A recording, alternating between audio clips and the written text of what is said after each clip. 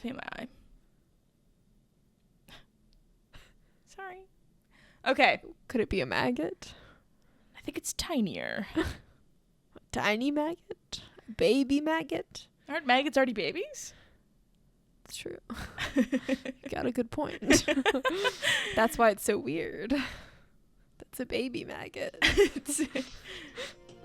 We've got to tell the scientists. Got to tell someone. Oh, no way. Okay. I love the way you kept going with that. Thank you. It had no legs, and you were like, I'm going to give it legs. Just like a maggot. Just like a maggot.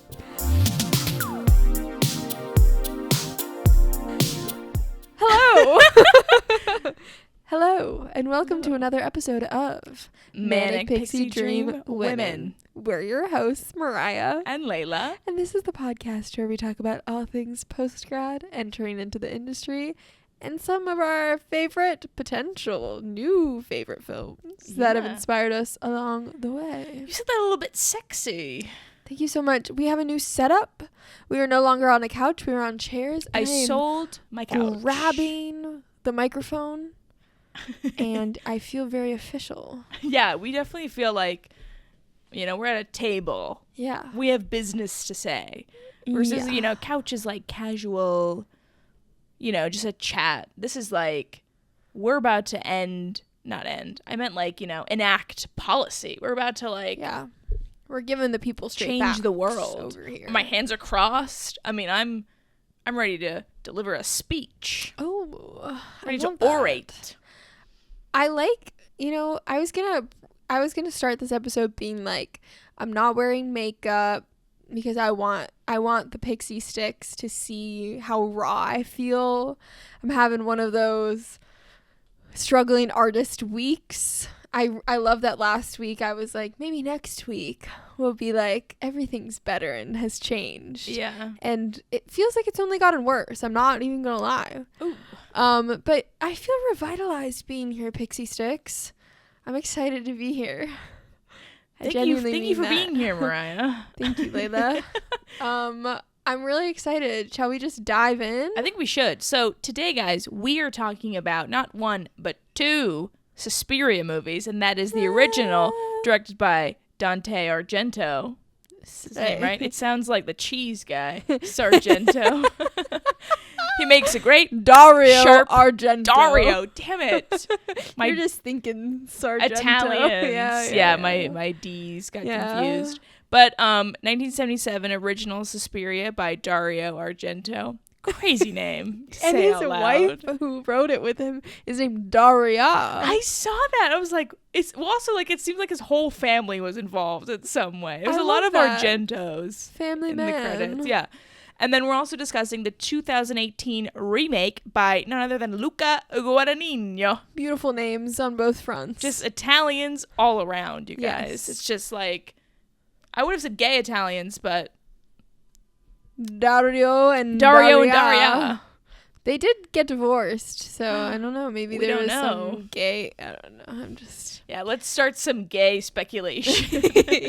Yeah, let me Is out he alive? Dario. He is alive. Whoa. Yeah. Yeah, there you go. I know. Yeah. I was surprised too for some reason. Although my parents are alive and they were born in the 60s. I don't know why. When was he born? I don't know, but like, well, there's no way that, like, 1977. He wasn't 17 when I know, he but made like this. people who are 10 years older than my parents Are alive. Are alive. So I don't know why I was like, the 70s are so far off. No way this director. I guess we just have a vision. He was in like his 40s though. You know what I mean? Yeah, and exactly. I was going to say, I guess like my vision of director is old white man. Yeah. So like the thought of like a man from the 70s, especially a director from the 70s. Yeah. That makes me think especially old. Can you actually look up how old he is right now? Yes. He's 83 years old. Yeah. He's old. It says he was born in Rome in the Kingdom of Italy. That's how old he is. Whoa. It was still a monarchy? Damn. I don't know a lot about Italian history, honestly. I know. Even though we met in the Kingdom of Italy. And we'll never let y'all forget it. Well, I was going to say, I don't know. It's nice to go back to our roots of our friendship being in Italy. I feel so much closer to you right now. I'm like feeling very like Yeah. talking with my hand. I don't know what's happening. It's the Italian It's filmmakers. the Italian. But so if you have not seen either Suspiria, basically both follow the same general premise of a American girl goes to a European dance academy and In Berlin. Well, in the first one, is it in Berlin? It is. Oh, it is in Germany. In my head, it was in Italy. Yeah, so that she goes to a dance academy in Berlin, and then basically like some girls start dying, and then it's revealed that it's like a witch coven. The remake takes a lot of liberties, takes a lot of changes, so it's not like a exact remake. Yeah, the initial premise is the same, but this is how I would say my overall experiences watching these movies. I don't know if you would agree with me. Mm-hmm. I feel like the original Suspiria, I feel like not enough happens. Yeah. And in the remake, too much happens. happens. I completely agree with you. I love that we're on the same page here. Yeah. That's kind of beautiful. Yeah. Like, which one did you watch first? I watched the original first because I was like, let me see how he got inspired from it and like what the visual like type of storytelling was. Yeah. To see then where he went with it. Yeah, it's interesting. I feel like I've never had this experience of watching a remake one after like the original and then the remake before, one after the other, and it was a great experience just in like as a screenwriter, as a filmmaker, being able to like really see like, oh, what did he take from this? Well, what did he? And I also think this, like, I can't think of another remake that like did quite what Luca did with this, because I feel like he expanded upon it. It's like, like I feel like most remakes, like I'm thinking of a very commercial one, but I'm thinking of like Jurassic Park and Jurassic World, where it's like at the end of the day it's the same story, even though it's like new characters, and I feel like that's what a lot of reboots and remakes do. But this is like same characters but like a deeper lore and like you know, kind of, it's interesting. I was very interested by like how he decided to adapt it. And I did read that the screenwriter said he was like, listen, like I'm not going to do like this kooky witch thing. It has to like make sense to me, where he was kind of like, I want to know like what's going on, and like it has to like all connect, which was funny then watching it, because I was like, this connects to you? Yeah, that's how I felt too. I mean, so basically, I guess we should break down the differences between the two. Do you want to start with the first one, though? Yeah. Let's start with the first one. Okay. So Suspiria, 1977. Very 70s movie. Very 70s movie. It's interesting. Did you watch it on YouTube? No, I found this random Facebook link. Oh. It looked like it was like dubbed over, but it wasn't. I think it was just like, did yours sound like dubbed? No, it dubbed? is dubbed. Oh. It is dubbed. Because the original is in part German, Italian, and English. But so not part by of the it original actress. She's always in English. Yeah. So okay. like some of it's not dubbed, but like some of it really is. I could tell. I was like, this is dubbed, right? Yeah. Which I feel like really affected my viewing experience as well. Apparently that's like great dubbing. What people deem the like, I don't know what the word that they use is, but like it's the ultimate version of Suspiria. Like that's the version that most people watch, is the dubbed version. But like, I don't know. I have this issue with like, I don't really watch anime, but like I don't know why. Can't like get into the dubs. Dubbing acting is so not good to me. Yeah. Like it's just so like overly animated, and it just, I feel like it's also the sound mixing. It just like it just sounds off, and like it really affected my vibe going into it. I watched it because it's, I don't know why it's not on any streaming service. It's not literally, not even to rent, not to buy. It's nowhere. Wait, really? Like not even like the Criterion collection? I know it's not on anything. Whoa. It's so crazy. That's a travesty. Yeah. So I watched it split up into 16 parts on YouTube. Oh my God. Yeah. And that also probably it was a little bit grainy. But it was just, should have shared my Facebook link, man. I know. I didn't even ask you, but I was just like, okay, because I had looked so long and hard for it. Yeah. I don't know why I didn't find this Facebook link. I don't know. Beautiful. I think it just was like, watch Suspiria free. Oh, Let me pull up my notes. I'm sorry. My notes are so funny. I mean, I think what? No, an Italian man made this is what Yeah, it's definitely, yeah, it's giving Italian man. Italian men have, it's just crazy that they all kind of have like, I guess they all are very influenced by each other, so it makes sense that like, you know, Luca is very influenced by Dario and like vice versa, just keeps going. So it's kind of like, it's a similar style. Yeah.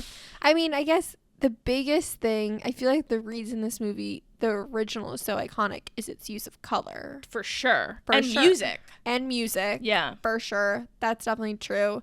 Lots of red. Lot of which red. I think is really cool. I think like that was probably like my favorite part about it. Yeah. Was like the intention to the production design. I love the sets. Yeah, the sets were really cool. Oh my God, they were so pretty. It really set a specific vibe right off the bat. Mm-hmm. I really like the opening scene with all the rain. Mm-hmm. But I just feel like it's one of those movies that like, it's so funny because like Black Christmas was so engaging and so much happens in it. Yeah. And I want to like shit on Suspiria by being like, it was the 70s, so anything was exciting because it was the 70s and so much was new. But like I can't because Black Christmas came out Before. Yeah, and it was, I think, so much better. Yeah. Also, it's crazy, like, when I think about, and maybe this is the quality of, like, what's available, but, like, the quality of Black Christmas is, like, so much sharper than Suspiria. But that might just be a reflection of, like, how it's accessible, you know? Yeah, yeah.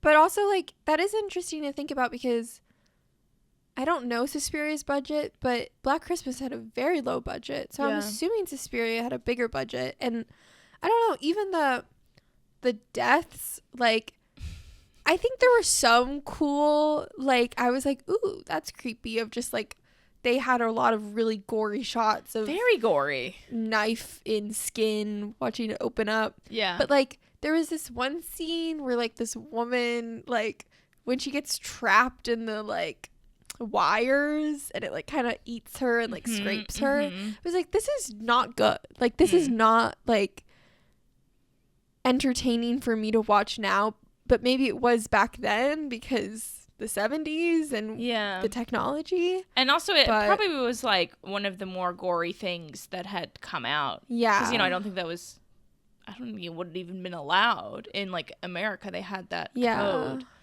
The blood too was so fucking funny because it was like bright red. It was like the fakest blood you've ever seen in your life. But it kind of worked because... It did kind of work because of the rest. It was also red. But I was just like, oh, the 70s. Yeah. And, like, I will say the maggot scene, to bring back the maggot scene, really worked. And this was my thought. Why don't we have more bugs in horror movies nowadays? Bugs are really creepy. Bugs are gross. There was a lot... Okay, when it got going, I liked it. Like, when like I liked all the scenes and all the ways the plot turned in terms of, like, oh, now Sarah's exploring, and, like, I didn't mind when she fell into the, like, wires. It's just, like, I was interested with... I never knew what was coming, you know? Like, I was very, like, whoa, it's unpredictable. The scenes, though, went on for so long. Yeah, they really did. They really dragged. And it was, like, not even that long of a movie. Yeah, and I it was was only like, 90 minutes. Whoa, this is, like, it's going on forever. Which I wonder if that's taken at all, like, inspired by, like, Italian neorealism. Because that's, like, that was so big. I'm sure the director was inspired by that in some sense. Yeah. But I did say, there was one shot I was really impressed by. It was when she's talking to... For $1 million, I could not tell you anything about this man. But she's talking outside with this one guy, like, on, like, a little bench. And then it goes behind them into, like, the reflection of them. And you can't see the camera. See, I have no recollection of what it you're was talking really about. cool, though, because I was like, in the 70s, that would have been an extremely difficult shot to make. Because then it, like, I was thinking, okay, it's just like, you know, one of those classic things where it's like, it's just doubles. And that's why you can't see the camera. But then it zoomed in and it, like, focused on their faces, and it was them. And I was like, whoa, what's That's going cool. on? I know, it was very cool. Yeah. I think the other thing that I found successful is, we've talked about this when we were talking about Black Christmas, like, I really love horror that has a mystery element to it. Yeah. And I really liked, which they didn't really do in the remake, because basically what happens is Susie arrives, and she sees a girl leave the academy, and she like says something, but Susie can't quite make out what she said. So it's this like mystery throughout of like, what did she say when she left? And I really liked that reveal of the irises. The blue iris. Well, then it became really clear. She was like, the secret. Yeah. The iris is the door. I know. That was like actually really crazy. Yeah. In like slow motion. Yeah. And then I just felt like the ending, it was funny. The pacing was so slow. I literally wrote the same thing as you. So, some of the scenes aren't scary. They're just long. Yeah. And then I just felt like the ending was so quick of like, she just kills the mother. Yeah, it ended so fast. And that's where I feel like that's maybe where Luca Guadagnino was like, let me get to that sooner. Because the way in the remake, it's witches almost immediately. Which I liked. I think also he kind of had to, because it's like you can't really keep that a secret once you're doing a remake. Which maybe is why, to us, the original, I don't know what like the marketing for the original movie was, but maybe that reveal is even grander. But like to us, because we knew what it was about, it wasn't exciting. Yeah. I will say I do love a dance thriller, like, Black Swan. I wish this one had more dance. I liked that the remake had more dance in it. Yeah, I thought that was really smart with the remake. Is there anything else we want to talk about the original before we then move on to... I do have one thing. I was going to say, I so admire, and this is definitely, with old films in general, the art of filmmaking and figuring out how to cheat, how to make things look real. There was that scene when the dog bites that guy's neck. Oh. And it was clearly cutting between, a real dog biting, a steak and, a fake dog biting the neck. And I'm like, that's so charming to me. I'm just they were like, this is the best we can make this look. Yeah. And I'm like, okay. Yeah. I also love when you see actors who are pretending to be dead breathing. I love that so much. Me too, actually. So I'm like, wait a second. This is where they had to hold their breath. Dead. Yeah. Whoa. Yeah, that is really funny. And then I just said it doesn't seem like a great business model. Why would they want them all gone? You'd think you want more of them coming in. I guess the witch's goal in the first one, I was like, what do you want them for? I had the same exact thought where I was like, which I feel, as you said, I feel like the screenwriter for the remake was like, okay, here's a great premise that really wasn't fleshed out all the way when it comes to the actual coven, and what are they doing there, and what's their goal, and what is their structure. But then the remake, it falls flat, which we'll talk about. But I completely felt the same way, where I was like, okay, so it's a coven.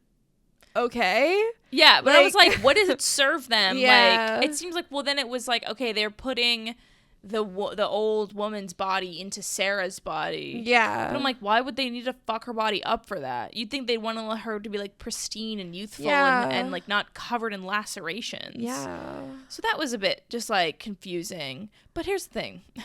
Dario Argento, Mr. Sargento himself. I still can't get over his name. It's just great. Let me maybe try it with an accent. Dario Argento. It's beautiful. It makes me crave pasta. Little Parmigiano. Little Sargento. Now you're turning me on. But I get the vibe he was not making this for anybody. He was not trying to make sure you got it. He did not care. He was like, this is just for me and my wife Daria. Yeah. And I respect that. I respect the hell out of that, man. It's he said, fuck you guys and your little explanations you want. Yeah. I'm going to make a really long movie and you're not going to know what's going to be happening. Yeah. I mean, but the whole thing was... red. It'll be red. It'll be red. He did base it, it's based off of these essays. Yeah. That talk about these three mothers. The mother of sighs, the mother of laughter. Mother of tears is one of them. Tears. Was laughter one of them? No, darkness. Why would one of them be happy? Our Lady of Tears, Our Lady of Sighs, Our Lady of Darkness. And so I don't know. I guess it's one of those things where you get the source, like you use the source material, but then like you kind of. Sorry. I don't know how popular these essays were. I don't know if it was like a well-known thing. They were released in like the 1800s. I don't know. Were they like? Were people being like, "Oh, Suspiria"? Because it's the series of essays are called Suspiria de Profundis. What does Suspiria mean? And is it like Latin? It's sighs. Oh, it means sighs in what language? I'm assuming Latin. Because the lady of sighs, the mother of sighs is Suspiriorium. Oh. I'm assuming that's Latin because it was written by Latin. An English guy. Yeah. I don't know. Yeah, it sounds very Catholic coded. All of it. Like our mother. Well, there's Our Lady of Lourdes, Our Mother Mary. Like there's so many, but I don't know their Latin names. What's the fucking? I used to know the fucking Hail Mary in Latin. El nombre de Padre, de mio y Spiritu Santo. Dude, Latin was a language meant for chanting, bro. That language is crazy. Like, I get why they were using it to conjure up spells and shit. Like, Spiritu Santo. What the fuck are you talking about? You're raising someone up from the dead right now. I love it. You're just letting me talk. Yeah. 'Cause you're letting me yap. Yeah, okay, so basically... I'm off the yap leash, guys. The other thing to note about Suspiria is it's a part of a trilogy because he made a movie for every one of the mother. Which mother? This was This is Suspiriorium. Sighs. Yeah, Sighs. What are the other two? So what do you mean? Dario Argento. I've never heard of the other two movies. One of them's called Inferno. Okay, well that's which mother's that? Are there a fire? I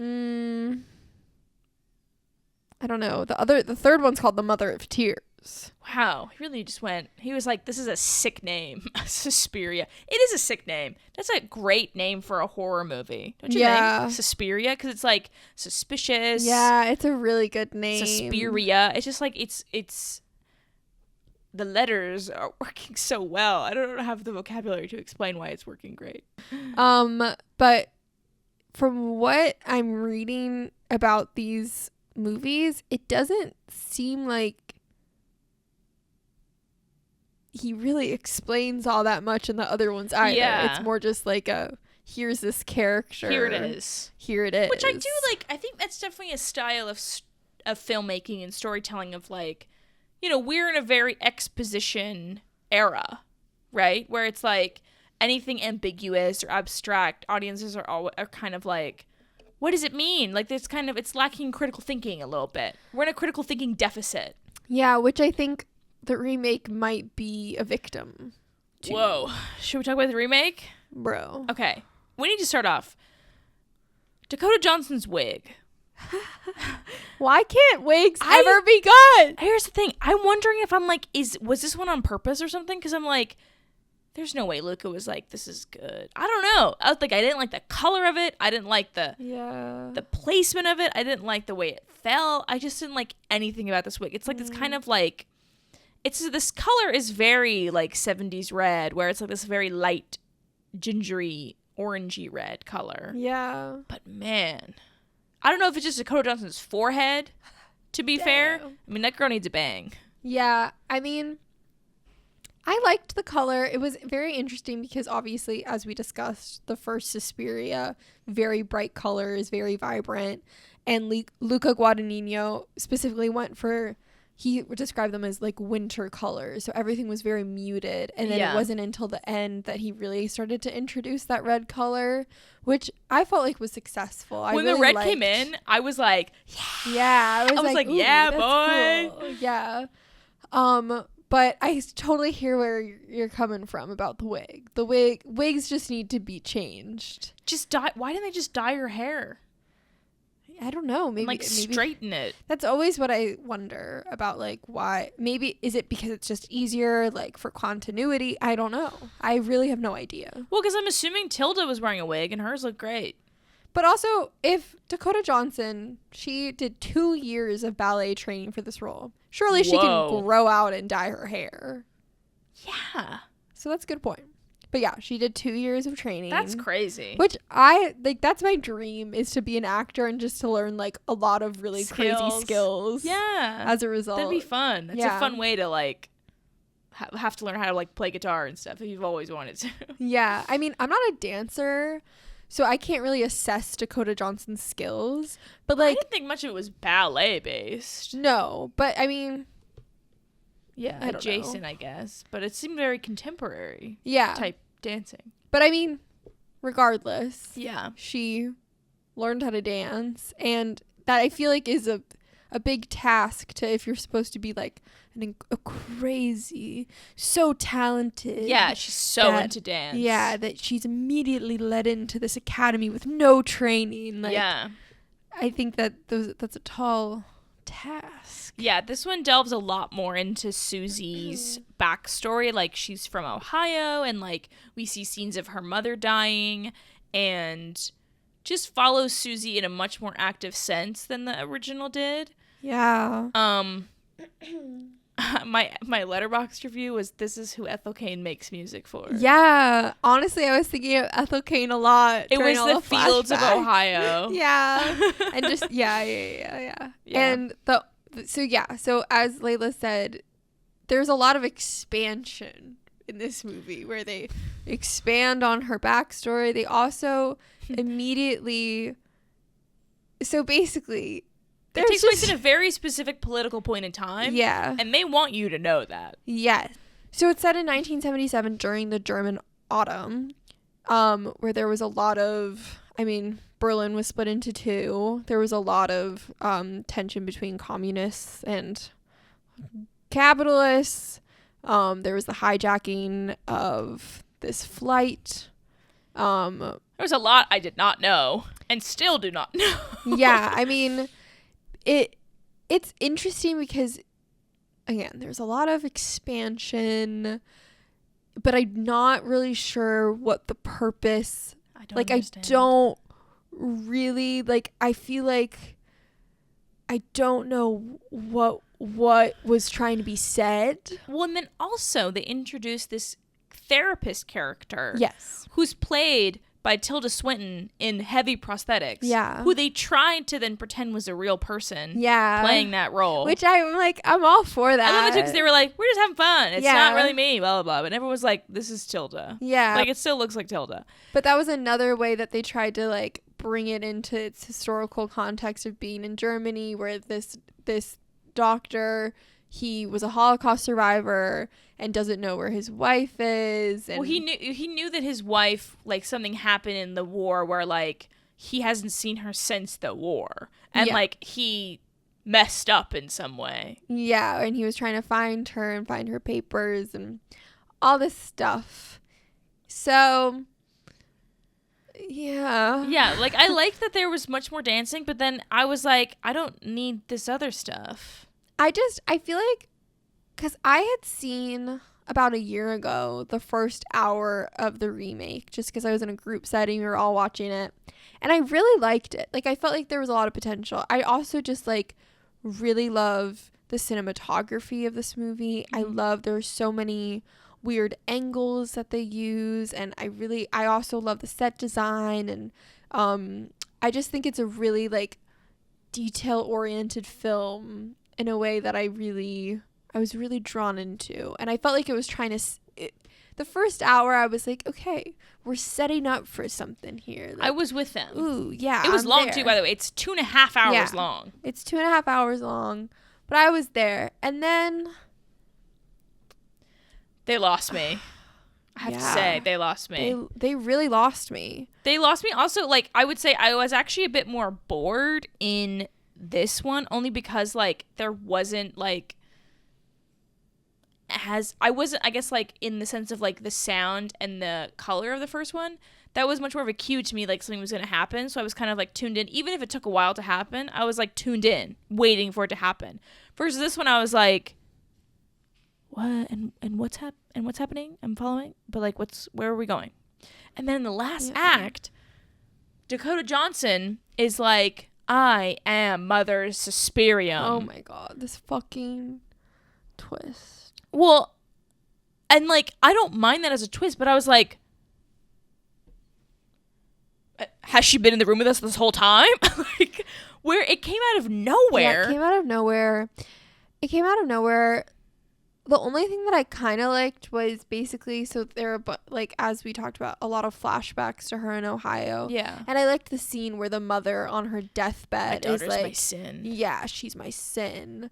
And so I was like, okay, there's the connection there, I guess. But also, how what does this one mean? How does one come to be Mother Suspirium? What did she? Is she the reincarnation? Was she Because born she that was way? A child. We saw her as a child. So it wasn't just that she was just always. Because they said, like, they predate, like, gods. Yeah. So, like, what does that mean? Yeah, I don't know. And then there's, like, this crazy, then everyone's head is exploding. They kill everyone who, like, voted. Yeah. Yeah, because the whole thing is that all of the women in the coven have to vote on who their leader is. And so it's between Mother Marcos or Madame Blanc, which but is she Tilda killed Swinton's. Madame Blanc. Oh, no. No, she doesn't. Other girl, you're right. Marcos kills her. Yeah, she killed, like, every supporter of Marcos. Yeah. And then at the end, Mother Suspirium, Dakota Johnson, goes to this therapist's side and is like, you will forget any of this ever happened and that your wife, and I know exactly how your wife died in a concentration camp. Yeah. And then disappears. Yeah. Like, that was crazy. She was like, your wife died in this camp. She was cold, but not afraid. And her last thought was of you. Like, I'm like, are you God? What is happening? I don't know if it's like what are the powers the they have? writing, all of them? It's the writing, but it's also like I feel like Dakota Johnson is actually pretty good at playing like a shyer, unsure, not so confident gal at the beginning of this movie. But then after that twist, she like really lost me acting wise, where I felt like every line was just she was saying it with the same tone, the same diction. It was just like I was like, I don't buy this at all. Like, I don't know. I really don't know. What really got me was back to the scene where the big reveal happened.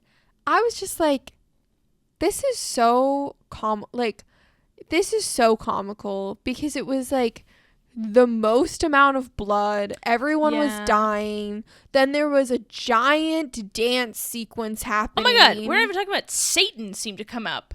Who was that? Remember? Huh? Satan, like, what I presume to be Satan, or the devil, like, came up and killed. He's the one who killed those people for her. Oh. Like, we're not even talking about that. There was like a fucking a demon who came up out of hell. Oh my God. Why are witches always associated with hell? Like, why is it always black magic? Like, oh my God, what if they just wanted to put a little hex on somebody? Yeah. God literally did so much crazy shit. Yeah. I'm with you. I'm really with you. Have we heard the story of Job? He fucked that guy over. Yeah. But no. I'm trying to remember, because there was this song in the movie that I fucking hated. What song? It was like this modern, like, slow song. This guy, and it was like, stay. Oh, the fire. I don't know. That's not actually a song. I remember that. But that was the vibe of it. Yeah. And I think it played during that sequence. Oh. And I was just like, why are you playing a modern, like... Okay, he did this at Challengers, though. I wasn't pleased with all of his music choices. They seemed very off to me. Yeah, it was during the credits scene, too, the song that I'm talking about. So I guess it's just a little Luca signature. Yeah. A little freaky little song. It just felt so not the vibe compared to the other music in the movie. And there wasn't a lot of music. Yeah, there wasn't. Quiet. It was pretty quiet. But compared to compared to the original as well, like, that music is crazy. Yeah. But I feel like it fits the vibe liked that, freaking though. well. Yeah. Music was by Tom York. Who? He's guy who's in Radiohead. Yeah, fuck him. Phew, I get to keep my I cool hated girl that card. song, if that's his song. Yeah, I'm sure it was. I'm sure it was him singing. Ugh. I'm trying to think. Yeah, I didn't get the point of the therapist. Like I said, I was pleased that like he took it in a direction that, well, he said it was his most personal movie to date as of 2018. So that's post Call Me By Your Name. Call Me By Your Name, and amongst, his other films. But like, I think I would guess it's because like he had such a fondness for like the original, and like I'm sure Italian boys, And I wonder if there's something about the theme of like mothers. I don't know.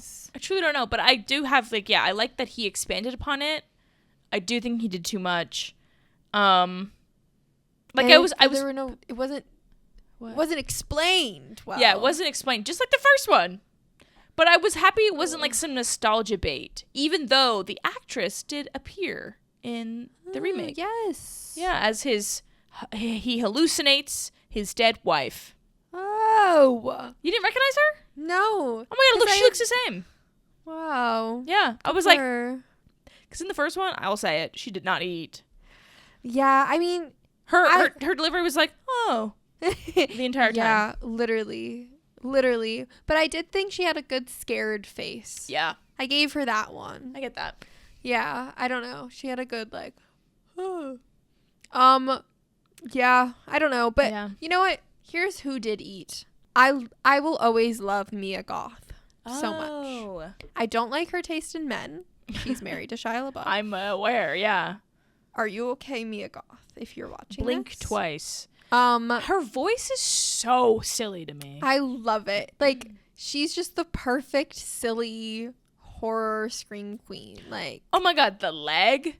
I'm not cut out for like gore movies. Like, I've never seen Saw, and I never will. And this was low-key like Saw in a fucking dance German house. I'm the same way. Like, I feel like, especially because I am like more drawn to horror in my writing and like what I like to watch, there's not a lot that like makes me want to look away. But this movie, like the leg, but also the contortionist scene. Oh my god! Where which you I can, actually like, see her oozing. I did like that.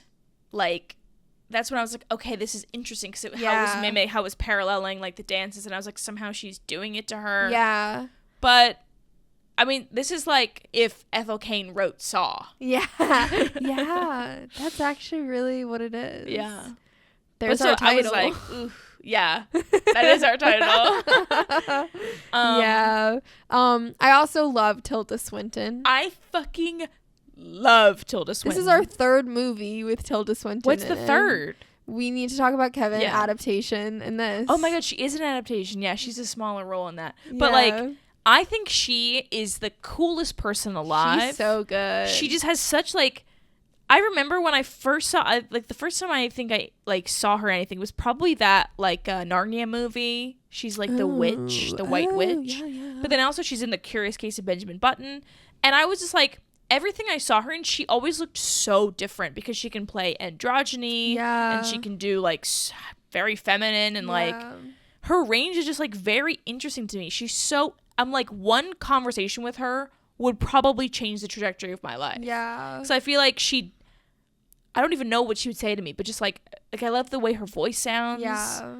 I love her voice. I love, like, specifically in this role. I mean, obviously she's a dance instructor, but just like her physicality and the way she like moves her body and her arms. Whose fucking name is Tilda Swinton? Her real name's not Tilda. What the fuck is her name? It's like Margaret. I looked this up earlier.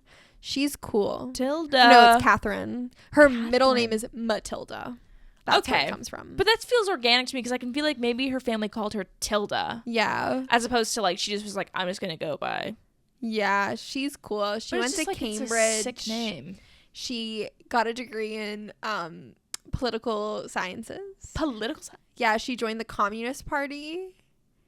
She's a cool cat. She's like the coolest person ever. Yeah. She looks like she was made in a lab. I know. She's so odd looking. I love her. She is. It's just like so crazy. Good for her. Ugh, I love her. Tilda Swinton, I love you. What's that quote? Daniel DeVito, I love your work. But for Tilda Swinton.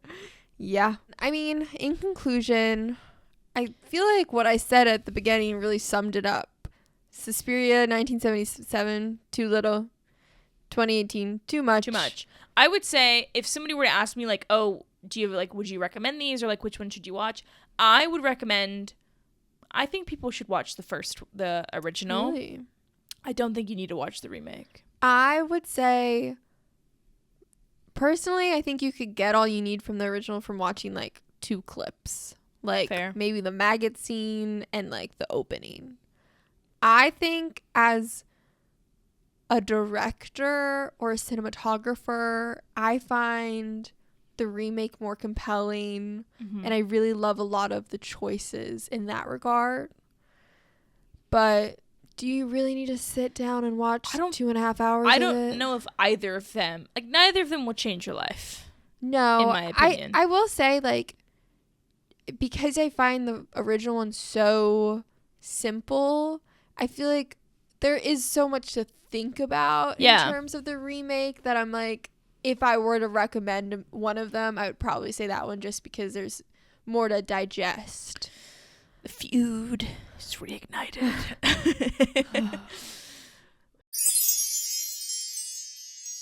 All right. Your favorite part, Layla. All right. Let's start with your manic. My manic. Well, I'm moving. Ooh. And I'm broke as hell. Yeah. So that sucks. Because then every time there's like a money concern, every time it's like, oh, like I need to make money to live, I'm always like, do I need to like switch? What can I do? You know what I mean? It just makes me like reevaluate much more about like my career in a way that I like don't want to. Because like if money weren't a factor, I wouldn't be reevaluating anything. You know what I mean? Yeah. But it's like, also I have definitely like people in my ear who are like, and you're sure you don't want to like switch careers? Who's in your ear? I'll tell you later. I'll beat them to a But just pulp. like, you know, being like, you know, you don't make money, you know? Could you just go work something for a little bit and make money? And I'm like, no. Yeah. Yeah, I've been having that thought a lot this week as well, of like, it's really crazy that this is my passion. Like, out of all the things I could have chosen. What if you're passionate about doctors? Yeah, or like money and like math. What if I was in finance? What if I loved finance? That's truly crazy that some people do. Yeah, I mean, my manic is the same vein of like, I just feel like I've been having a really hectic, this week especially, time at work, and it's just like I'm reaching a point where I'm just like, customer service is hard, and why are people like this? Yeah. And I've talked about this before, I'll say it again, like I work in a customer service field where like the main people I work with are very rich, very privileged, entitled people. And the one thing I will say is like, if anything, I'm grateful for this time in my life, because like I feel like it's really taught me how to interact with people in the world and to like never treat any stranger or anyone else in any position the way that I'm being treated. It's just so crazy though, because like it's crazy that some people's instincts or whatever to be like, oh, someone is beneath me. Yeah. Like nobody's beneath anybody. You know what I mean? It's actually crazy. Like people literally don't look at, and especially because I work at a nail salon, so like I feel like for the most part people view me as a human, but the way that people really disregard the nail technicians is like really gross. It's just really like, I don't know. I wonder how much of that too is just inherently tied to the, you know, historically Korean majority of nail technicians. You know what I mean? Like I wonder how much of it is just racism. It's definitely racism. Like, yeah. 100%. And most of the techs aren't Korean, but they're mostly immigrants, and most of them English is their second language, and so people are just like, and I think there is something weird about like being tended to by another person and like having someone like touch your feet and like just what that experience is like, that makes people feel like they can like actually treat other like people I'm like paying for this, so therefore like it's so transactional, like I don't know, the customer's always right, like that philosophy, which is so fucked up. It's just really gross to me. But I think that, you know, I really hope that one day I'm not in this position that I'm in, but I do know that like this what was that sound? That this experience will like inform hopefully my humility. And we're gonna be the like en demois. They're gonna be like, oh my god, they're so nice. I hope. You know what I mean? I sure do hope. It's always so sad when you hear about people who like, you know, I think about like J-Lo, and obviously everyone knows whatever, she's clearly whatever not from the Bronx. I don't know what's going on there, because like I think she is from the Bronx, but like did she not grow up there?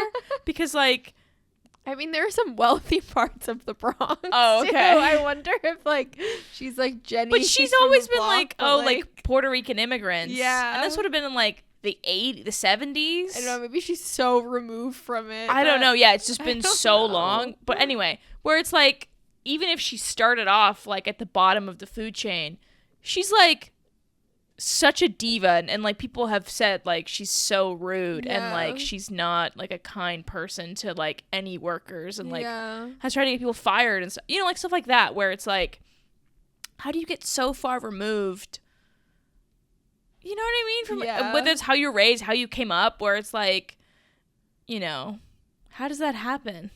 Mi gente latina. I really don't know. Mi gente latina. Oh.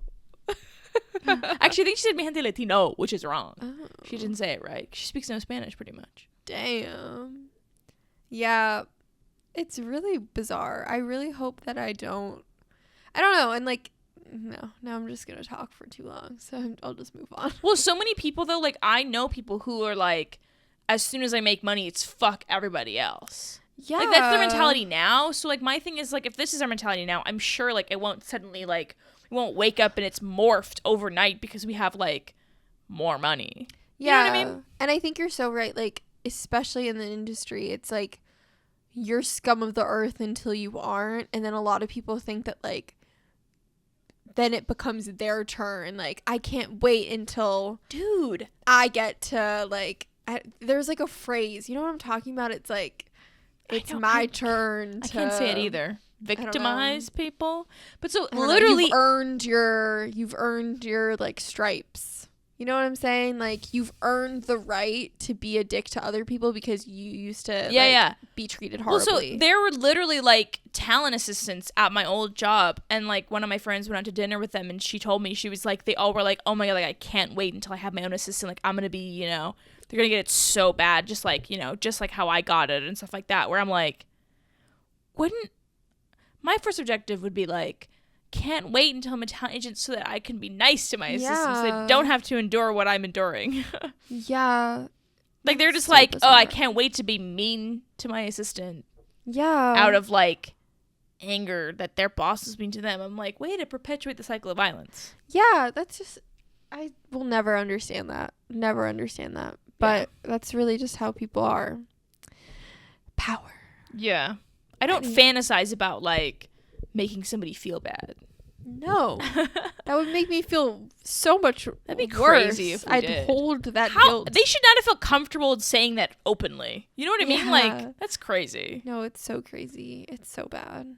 What a terrible, like, not only did we choose this passion that is so hard to like accomplish anything within, but we also chose an industry that is so evil and so rude and harsh and cold.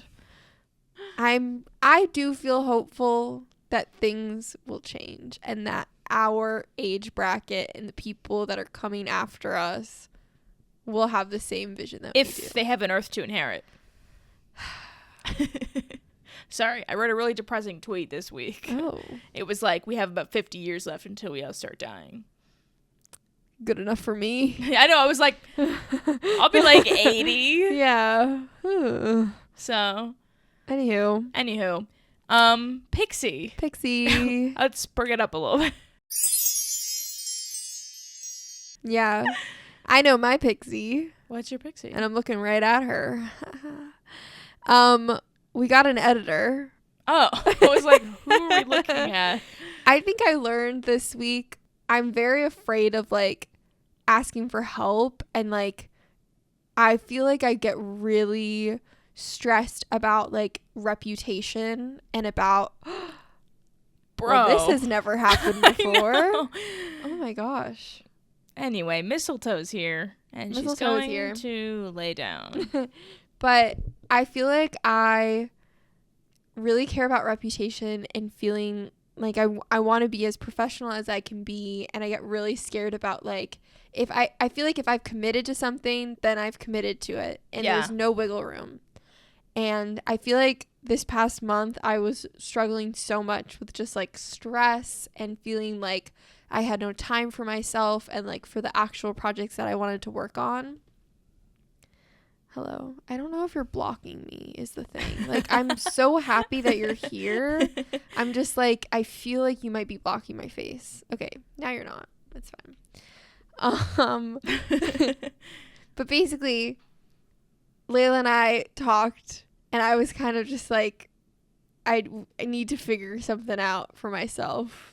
So I'm not just either at my part-time jobs or editing. And Layla so graciously found an editor. Minnie. Love you, Minnie. Thank you so much. Yeah. And like, it just feels like the biggest weight lifted off my shoulders. Yeah.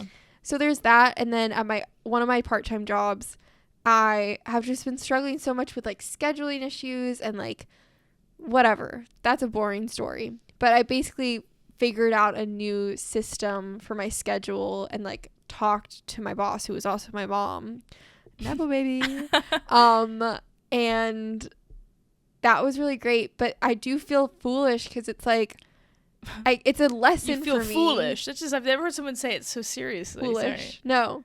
But like, it's a lesson for me in that like I was so scared and felt like I couldn't ask for something that would like help me. Yeah. But then it's like, as soon as I did it, we were able to solve the issue literally in like less than an hour. Like it was actually pretty crazy how quickly we were able to resolve the issue. So let that be a lesson. Like, don't be afraid to like say what's on your mind. Yeah. Yeah. And like collaborate with the people around you to like do what's best for you. I think that's something that I will carry with me, hopefully. Gente Latino. Yeah. Thank you for letting me just like ramble and yap about that for a second. Yeah. That's great. What's your pixie? My pixie, well, it might have changed. I wrote it down when I was before today, and I feel like today, just the stress of moving has like, you know, I'm in less of a good mood, I guess. Yeah. But fair. Like I had my pixie was going to be that just like I had this moment where I was like, and I feel like content with where I'm at because like I just know that I've done everything I can and like letting the chips fall where they may of like I know I'm good. I guess just having that like assurance of myself and that confidence of just like I don't need to keep worrying about it, you know? Like I'm solid. That was it. That's amazing. I wish I could feel like that. That sounds beautiful and peaceful and joyful. Well, yeah, it definitely was just this thing where I was like, I just have to wait. Like, I mean, there's literally like nothing more I can do. Although I definitely had this moment where I was like, I still suffer with like self-promotion, as I think most of us do. Like being like, hey, can you read this? Or like, hey, can you blah, blah, blah. But it really fucking works. Because, for instance, like I followed up with like this person who I assumed had just like ghosted me, and he was like, oh, I totally just forgot about this, like thanks for reminding me. And I was like, Okay, slay. Let this be a lesson to myself. Like, I just need to be a bother to people. Yeah, and like also that you're not being a bother to people. Yeah. But also, my mom always says the squeakiest hinge gets oiled first. Ooh. So I'm like, okay, I guess I gotta squeak. That's honestly like how I've really been feeling. Like I'm hitting rock bottom and there's nowhere else for me to go but up. Yeah, literally. I really pray. I hope I don't keep digging myself deeper and deeper and getting more intense tools to excavate the You've lost me in the metaphor. rock. You're digging your own hole? Like I've hit rock bottom and then I like use like a drill To try to get out? to like go deeper into the rock. Why? I don't know. That's my fear that I'll do that to myself. Yeah. Anywho, my posture is so bad right now. I'm slouching. I literally am a troll right now. My back hurts. Because my chair at work doesn't have a back to it. So I'm just in pain. It doesn't have a back? No, queen. What the hell? You need to get like a fucking ergonomic chair. Yeah. You have like a stool? Literally. It has like that should be illegal. A back like that's literally like an inch. My back high. would be broken. So I like lean it up against the wall and make like a fake back for it, but it's very uncomfortable. It's not a comfortable back. So I'm in pain. Dude, maybe this is the source of all the discomfort.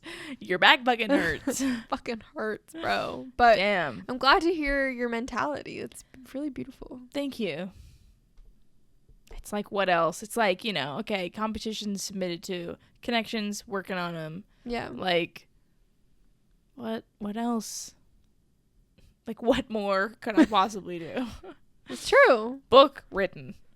I mean, you're doing a lot. Yeah. You do the most out of, like, most of the people I know. Thank you. You're very disciplined. Well, thank you so much for listening, Pixie Sticks. Yes. Next week, what the fuck are we talking about? Is it But I'm a Cheerleader? I think it is But I'm a Cheerleader. We can make it But I'm a Cheerleader. Yeah, Okay. Next week we're talking about But I'm a Cheerleader just in time for Pride Month. I was literally about to say the same. Happy Pride. Happy gay. Happy Pride, Pixie Sticks. Assuming about 95% of you are queer in some way. 100%. Yeah. 95. 100%, 95% of you are gay. Yeah. I'm really excited. I've always wanted to watch it. I've never seen it, but I have watched the Silk Chiffon music video. So true. Which Me is too. based on it. Yeah. So there you go. That's my only reference point. But slay the house, boots down. Ooh. So then it's you like, say slay. I've never heard you say slay the house down boots. I don't think you said it right. I have said it before. Did you just say slay the boots house down? I like saying slay the house down boots. That's what I say. Anywho. Yeah, what's it called when they like rainbow baiting? Oh, like pink washing? Like how companies pink wash? Yeah. Okay. This is our gay icon. Yes. Okay. Okay. See you next week. Thank you for watching.